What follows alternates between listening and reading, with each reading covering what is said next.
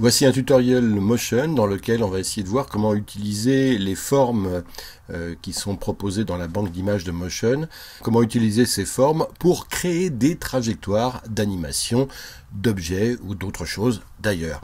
Alors ces formes, au départ, on en a quelques-unes ici, vous le voyez, qui sont donc par exemple ici une étoile à 5 branches, une étoile à 6 branches, une étoile par exemple. Alors on va prendre l'étoile. Ce qu'il faut se dire, c'est que ces formes, ce sont des dessins vectoriaux, c'est-à-dire que ce sont des dessins dont tous les points clés permettent des animations. On peut les grandir, vous le voyez ici. Cette étoile, je peux l'agrandir. D'ailleurs,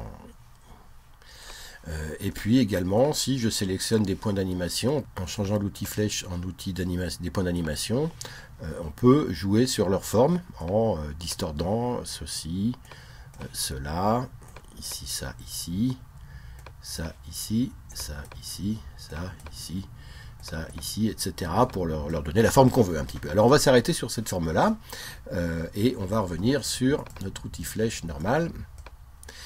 Donc sur ce dessin, je peux changer, alors, encore une fois, je peux le changer de place. Alors, je vais aller dans l'inspecteur et la première des choses, c'est que je vais plutôt utiliser son contour que son remplissage pour vous montrer un petit peu un début de trajectoire. Et je vais essayer ensuite de donner à des objets cette trajectoire. Je vous montre ici mon projet pour qu'on voit bien les couches. Donc il y a ici, et quand c'est un pinceau ici, c'est un dessin vectoriel qui est proposé. Dans cette fois-ci, je retourne dans ma bibliothèque. Et je vais dans contenu. Et dans contenu, je vais choisir, par exemple, je vais essayer de trouver quelque chose qui se prête bien à l'exercice qu'on va faire. La Terre, voilà, pourquoi pas. Cette Terre en couleur, qui tourne sur elle-même. Ici, je la sélectionne et que je vais dans l'inspecteur, dans ses propriétés, l'échelle de la petite Terre, ici.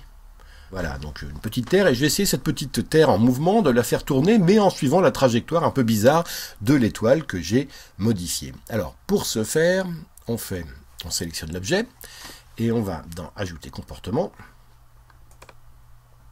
Animation standard, et on fait Trajectoire d'animation. Par défaut, le logiciel nous propose une ligne rouge qui marque une trajectoire que prendra l'objet.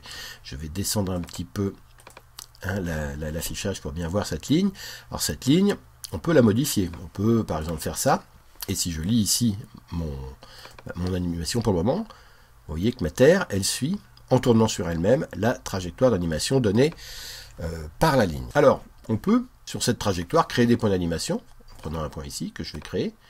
Et, vous voyez ici, par exemple, en faisant une petite courbe comme ça. Cette fois-ci, regardez bien mon animation. Elle va suivre la trajectoire, comme ça, de la courbe que je viens de modifier. Je vais revenir un petit peu à 100%. Alors, le souci quand même sur cette, pour le moment, présentation, vous voyez ici la Terre, elle reste figée. Elle ne tourne pas sur elle-même en prenant son virage, ce qui est quand même pas très naturel. Alors, pour faire que le globe qui tourne sur lui-même, que notre objet suive, se magnétise sur la forme de la courbe, il y a une petite astuce à faire. C'est toujours en sélectionnant notre objet, donc ici la Terre en couleur, de faire ensuite un ajouter comportement et d'ajouter un autre comportement cette fois-ci qui est, toujours dans l'animation standard, magnétiser l'alignement sur l'animation. Et là, je reprends à 0, vous allez voir tout de suite la différence. Regardez ce qu'elle fait ma Terre. Eh ben, elle est complètement dans l'axe de l'équateur, et c'est l'équateur qui tourne en suivant le mouvement que je lui donne comme ça. Alors ça, c'est une animation, c'est l'animation standard, c'est celle qu'on trouve au départ lorsqu'on dit ajouter un comportement et donc ajouter une trajectoire, animation standard, trajectoire d'animation. Maintenant, vous allez voir que cette trajectoire d'animation, on va la retrouver ici, en affichant la trajectoire d'animation ici, j'ai forme de la trajectoire, SP-Line, c'est ce qui est en ce moment, c'est le truc proposé par défaut. Mais si je déroule le menu pop-up, je vois que je peux aussi choisir de faire un cercle, un rectangle, géométrie. Alors géométrie, qu'est-ce que ça veut dire? Eh ben dans Final Cut, géométrie, ça veut dire qu'on peut ici, et vous voyez, il y a une fenêtre de source de la forme qui s'affiche. Géométrie, c'est de choisir une forme. Alors là, par exemple, je remets mon étoile, ma forme d'étoile, c'est ici que je m'en sers, et vous allez voir que tout d'un coup, ma Terre, elle va épouser le suivi. Vous voyez ici, de mon étoile. Alors, il y a quelques options qu'on peut faire sur l'étoile pour que ce soit un peu moins brut, comme d'arrondir ses angles. Je reviens sur l'étoile. Si je veux re-arrondir les angles, je reviens sur mon outil flèche, je fais ça, je sélectionne tous les trucs, et là, lissage, par exemple, voilà, tout d'un coup, hein, et je peux ici régler de manière plus subtile, on va dire, le passage d'un élément à un autre, ensuite en venant point par point, et ici, vous voyez, hop, encore une fois, je peux changer la forme de ma trajectoire de manière totalement individuelle. Hein, voilà, ici, et je relie l'ensemble, vous voyez, c'est quand même plus souple. Et la Terre suit à chaque fois. Alors on peut aussi effacer, hein, effectivement, ne pas montrer la trajectoire, parce que c'est pas ça qu'on veut voir, et ressortir de ça. Et là, vous voyez, en lecture, on voit ma Terre qui suit cette improbable trajectoire. Mais ces trajectoires, on peut aussi les appliquer à autre chose qu'à des objets simples, hein, des objets comme ça, mais on peut l'appliquer à des particules. Je vais dans la bibliothèque Motion, et cette fois-ci, je vais dans mes émetteurs de particules. Je vais choisir Star Trail, par exemple. On l'applique ici. On la pose ici. Là, voilà notre Star Trail. On se passe de on enlève l'Earth Color pour le moment. On réaffiche notre petite animation star. J'ajoute comportement, animation standard, trajectoire d'animation. Cette trajectoire d'animation, je fais géométrie. Et dans géométrie, je mets star. Voilà. Et vous voyez ici, là, petit truc qui suit. Bon, alors ça se règle. Alors sur l'émetteur, on doit pouvoir régler la vitesse, l'échelle également de notre particule.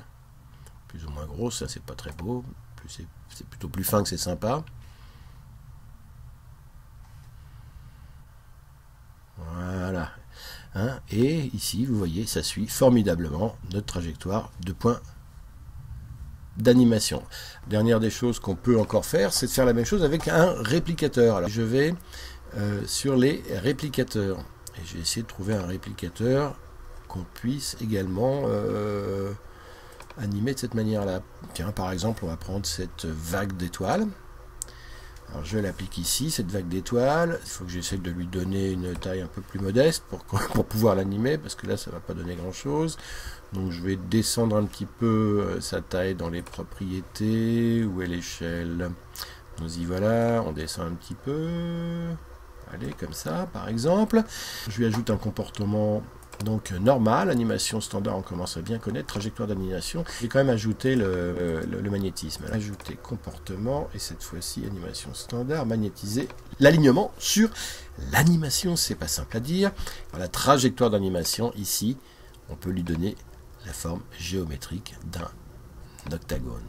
Et on y va, on va essayer de lire ça maintenant. Et voilà comment créer des petites trajectoires d'animation un peu complexe et en tout cas très personnalisé, parce qu'on peut rapidement faire un dessin comme bon nous semble, et donc sur cette trajectoire de coller soit un objet, soit une source de particules, un émetteur de particules, soit comme ici des réplicateurs. Merci, à bientôt.